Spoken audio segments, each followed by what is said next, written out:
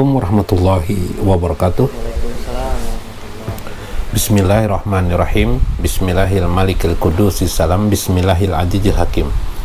Wassalatu wassalam ala sayyidina wa nabiyyina Muhammad wa ala alihi wa sahbihi ajmain. Hadirin jamaah Majlis Ta'lim yang berbahagia, Pak Ina insyaallah abasu di kitab Syekh Abdul Qadir Jalani Faturabani Pak Ina insyaallah fiha wa nafa'ana bihi wa ulumihi bidarain. Mudah-mudahan Allah memberikan berkah, kasih sayang dan rezeki yang berlimpah kepada kita semua, amin ya rabbal alamin. Memberikan rahmah, ridho, pertolongannya kepada kita, amin amin ya rabbal alamin, dalam menelusuri kurbah kepada Allah subhanahu wa ta'ala. Ya qaumi, kata Syekh qala al-mu'allif rahimahullah, ya qaumi, wahai kaumku, istahyu minallahi ta'ala haqqal haya. Wahai orang-orang yang menjadi muridku, kata beliau, atau anak-anakku, wahai orang-orang sufi, ya, orang-orang yang ingin menjadi suci dirinya, malulah, hendaklah kalian malu kepada Allah. Jadikan malu itu dalam hidup kalian tentang hak Allah yang hanya dialah yang patut kamu jadikan dirimu malu terhadapnya. Malu ini al-haya, ini bagian sebenarnya kalau dalam ilmu ma'rifatullah termasuk bagian daripada muraqabah, ya, bagian daripada muraqabah. Sebagaimana pernah kita jelaskan, muraqabah itu satu yang sudah memiliki tinggi makom li ilmil ma'rifatullah, pada ilmu ma'rifatullah, li ilmil ma'rifatillah, ilmu yang sudah pada ma'rifat, ya. Orang yang merasa malu dengan Allah itu makomnya ma'rifatullah, karena dia sudah berarti muraqabah. Muraqabah itu artinya merasa diawasi Tuhan, diawasi oleh Allah, hidupnya merasa diawasi. Karena merasa diawasi, timbullah rasa malunya kepada Allah. Jadi orang tidak bisa merasa malu duluan kepada Allah kalau tidak merasa diawasi oleh Allah. Ini sesuatu yang berbolak-balik, yang bolak-balik itu sama intinya. Kalau Anda merasa malu berarti Anda muraqabah. Kalau Anda muraqabah merasa diawasi Allah, otomatis seharusnya Anda juga merasa malu dengan Allah. Kata Syekh, kamu malu.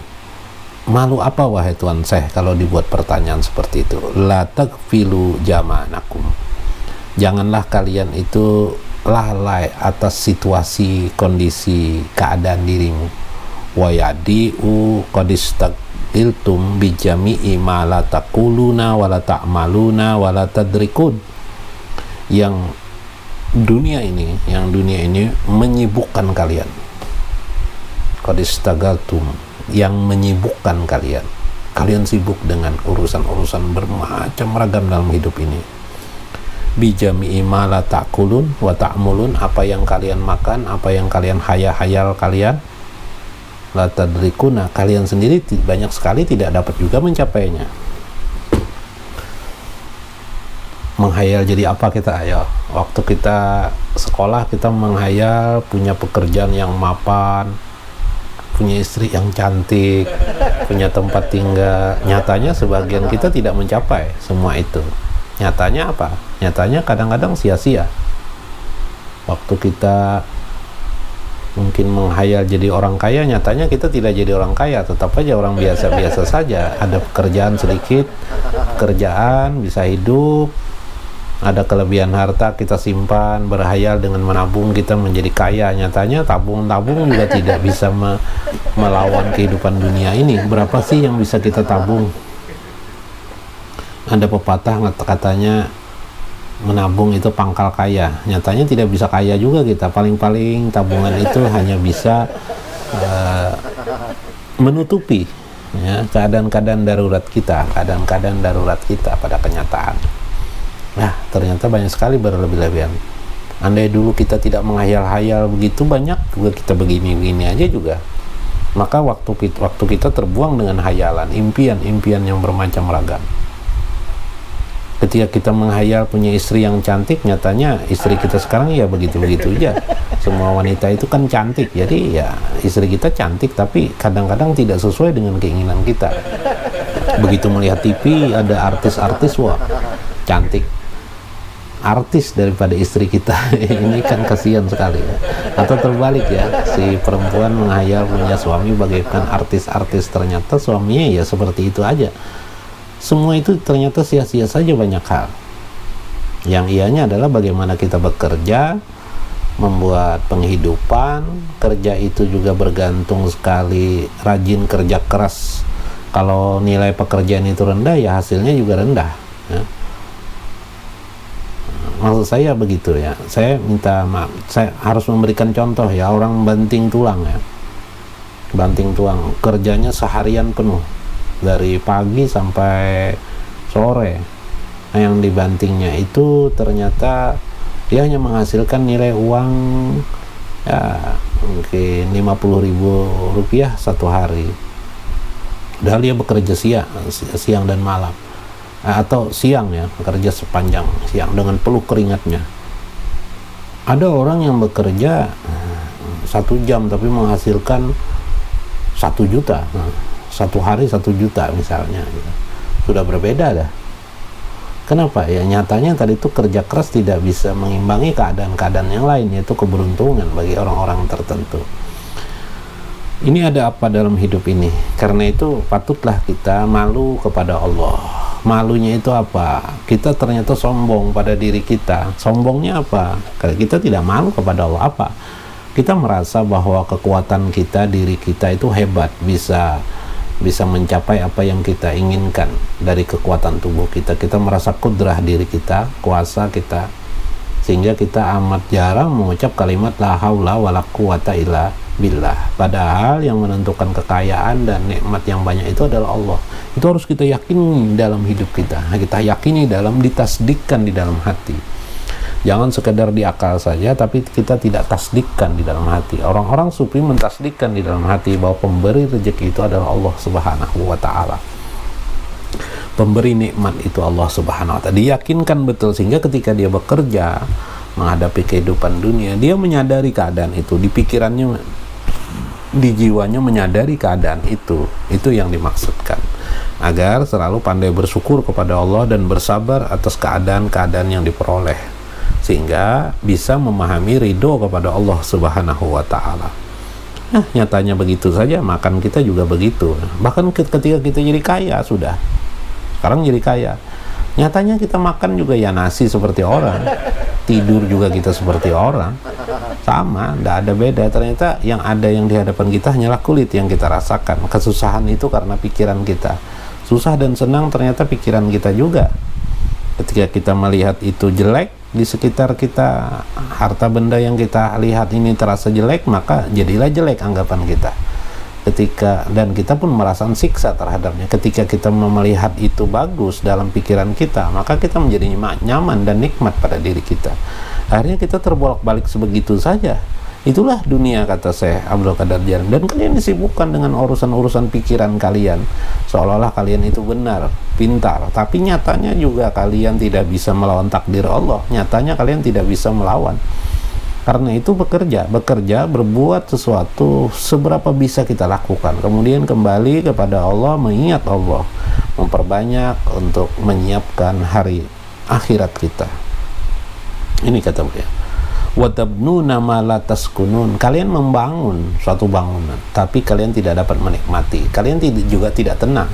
Itu tadi kaya bangun, memiliki kekuasaan, memiliki rumah indah seperti sekarang ini, tapi kalian juga sering tidak tenang di rumah itu. Betul juga, makin banyak uang makin tidak tenang juga kadang-kadang ya. Betul, godaan makin besar ternyata banyak uangnya. Mungkin godaan judi, mungkin karena banyak uang akhirnya Anda main game atau Anda punya orang tua yang sudah kaya, Anda main game masih. Kenapa? Karena Anda tidak merasa membuang uang, karena uang Anda di samping Anda. Beruntung orang-orang yang tidak punya uang, jadi dia tidak kecanduan main game, dia tidak kecanduan dengan duniawinya.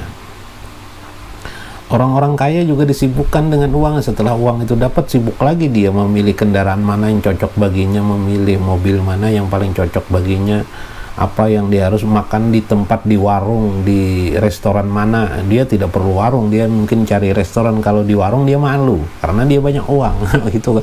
Ya akhirnya putar-putar begitu saja terus. Nah, semuanya putar-putar begitu saja terus. Gimana keadaan ini? Nah, kulu haja, yahjibukum an maqami rabbikum azza wa jalla. Semua itu, kata Syekh Abdul Qadir, menjadikan kalian terhijab kepada Allah Subhanahu wa taala. Betul, hijab yang nyata adalah berkurangnya ibadah kita kepada Allah. 5 waktu sudah mulai penggal-penggal, tidak lagi 5 waktu, sholat 5 waktu, mulai 3 waktu saja kita bisa kerjakan, 2 waktu saja kita kerjakan, sampai nanti tidak bisa sama sekali mengerjakan karena kesibukan kita. Ya, harusnya kita dapat melaksanakan 5 waktu dan ditambah sholat-sholat sunat kalau bisa. Nah, itu yang mungkin diperhatikan, yang diutamakan, diperhatikan. Bukan dunia kalian. Ya, dunia diperhatikan saja. Walatansa nasibaka minad dunya, jangan kau lupakan nasib kehidupan di duniamu. Ya, tidak. Tapi maksud Tuan Syekh, jangan sampai tidak seimbang lah. Jangan sampai kalian jadi terhijab hanya gara-gara urusan duniawi yang sangat banyak sekali. Ini problematika dalam dunia ini. Tenang saja, sabar saja, pahami sesuatu di balik kejadian peristiwa itu menyenangkan, memberikan suatu kebaikan bagi diri kita, bukan itu siksaan pada diri kita. Seorang laki-laki, seorang perempuan yang masih belum punya anak ingin supaya anaknya berdoa kepada Allah, cari cara bagaimana berdoa kepada Allah, itu saja yang dapat kita lakukan. Mencak-mencak, marah-marah juga tidak bisa kita. Atau ganti istri, kasihan lagi istri Anda kalau Anda ceraikan, kan begitu masalahnya. Jadi kasihan juga. Apakah belum tentu juga istri Anda yang mandu, jangan-jangan Anda yang mandu, gitu kan. Nah, kita tidak tahu keadaan-keadaan itu, karena itu lebih baik kita mengadu kepada Allah. Malulah kamu kepada Allah, kata saya. Malunya apa? Yang mengatur itu Allah, bukan diri kamu. Kamu hanya bisa berusaha saja. Tapi berusaha itu jangan kamu ajak, waktu kamu berusaha, berikhtiar itu jangan kamu ajak kedongkolan busuknya hati kamu kepada Allah dengan perkataan-perkataan yang jelek di hati, seperti wah gimana hidup ini, gimana mengeluh, keluh kesah. Meskipun berikhtiar sudah bagus berikhtiar, tapi jangan keluh kesah. Kalau bisa jangan keluh kesah, berikhtiar saja, berusaha saja, tapi jangan keluh kesah. Terlalu menghayal, terlalu tinggi, nanti tidak tercapai, jadi kecewa hati, sakit hati lagi. Itu masalah. Akhirnya kecewa, sakit hati, terdiam, akhirnya lalai terhadap kewajiban terhadap Allah, mengabdi kepada Allah, keharusan bersama Allah. Akhirnya lalai, itu yang jadi masalah. Akhirnya malas tubuh kelelahan, energi banyak terbuang untuk hal-hal bersifat duniawi. Akhirnya merasa lelah beribadah kepada Allah Subhanahu wa taala. Ini problematika kita dalam hidup sehari-hari. Itulah godaan hakikat kehidupan dunia itu. Dan di situ pula, di dalam keadaan itu pula, kita bagaimana memandang agama kita sebagai wilayah, ya, tarikah kita menuju perbah Allah Subhanahu wa taala. Jadi wilayah agama itu atau syariat Islam itu sangat luar biasa, memberikan wilayah kepada kita agar kita selalu bersama Allah Subhanahu wa taala.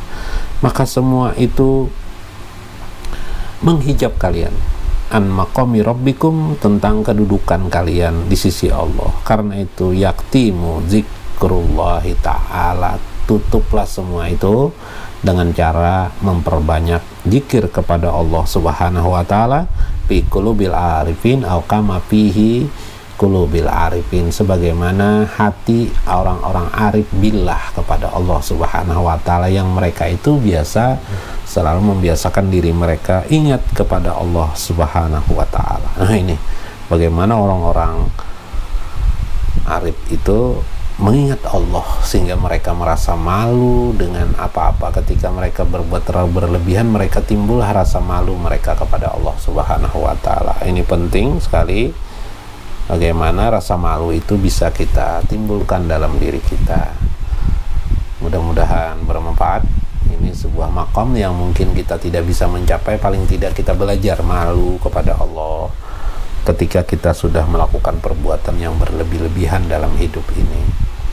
Mungkin teman kita mengajak main domino misalnya, ya sudah, itu domino itu enggak ada judi juga, main domino ya, tapi itu melalaikan kita kepada Allah. Apa-apa yang kita perhatikan dalam hidup ini sesuatu yang bisa melalaikan kita.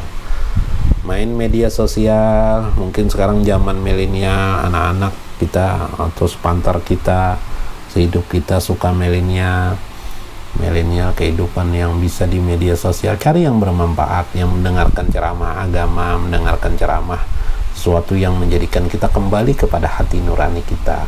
Ini penting sekali mengajak ke ruh kita. Kalau sudah menjadi candu, kita berat nanti melawan candu dunia, candu kehidupan. Ini sangat berat sekali.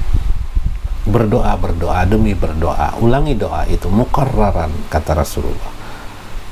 Berulang-ulanglah dalam berdoa itu. Mudah-mudahan Allah memberikan kekuatan kepada kita. Insya Allah bila sudah Allah memberikan kekuatan itu, segala itu yang disampaikan itu menjadi mudah bagi kita. Wallahul muwaffiq ila aqwamit thariq. Assalamualaikum warahmatullahi wabarakatuh.